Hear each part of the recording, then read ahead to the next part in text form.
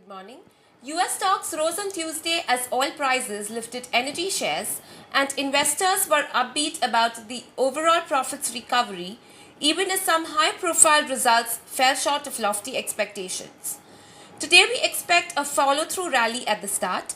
Things might turn choppy and range-bound depending on the results and the other news flow. Stick to stock-centric action and do proper due diligence to avoid any major heartburns. Monsoons, of course, could remain the joker in the pack along with the global factors. The immediate concern is some tapering off in the FII inflows. In addition, we have a long way to go ahead as far as earnings are concerned. Technically, too, the key indices are facing some resistance. So it makes sense to stay a little guarded in the near term, although the medium to long term looks promising. Unitech will be in action as its board has approved a demerger. The results would be declared today would be HCL Tech, Hindustan Zinc, Infotech Enterprises, Polaris Software, TVS Motors, United Spirits and Z News. FIIs were net buyers of Rs 1.56 billion on Tuesday on a provisional basis. Local funds were net buyers of Rs 1 billion according to figures published on the NSE's website. In the F&O segment, the foreign funds were net buyers of Rs 560.8 million. Investors' apathy towards new listings continues as seen from the decline in the shares of most of the companies that debuted on the bourses this month. 4 of the 5 IPOs listed in the past 3 weeks are quoting at a significant discount to their offer price. These companies are Pradeep Overseas, Sri Ganesh Jewellery House, Intrasoft Technologies and Goenka Diamonds and Jewels. The RBI will now allot bank licenses to private sector players and NBFCs.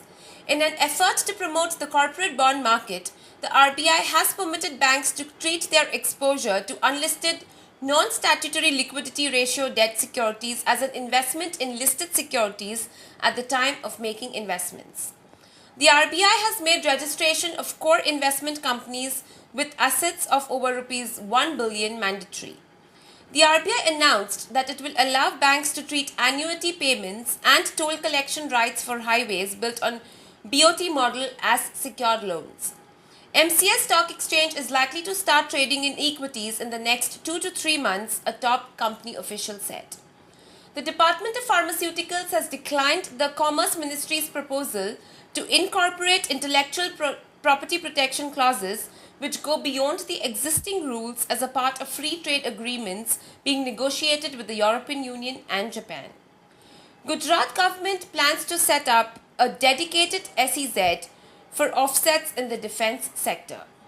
Rising demand for China and India coupled with global recovery is driving thermal coal prices that have appreciated by about a fourth in the past few months. Moving on to the recommendations, the derivative strategies are long Federal Bank Limited April future at Rs 282 for a target price of Rs 291 and a stop loss is to be placed at Rs 278. Short Tata Consultancy Services Limited April future at Rs 793 for a target price of Rs 770 and a stop loss is to be placed at Rs 802. The technical calls are Dena Bank. Traders are recommended to buy the stock at current levels of Rs 781 and up to declines of Rs 779 for a target price of Rs 790 and a stop loss is to be placed at Rs 776. And Bombay Dine, traders are recommended to buy the stock at current levels of Rs 611 for a target price of Rs 640 and a stop loss is to be placed at Rs 598. Thank you and have a great day ahead.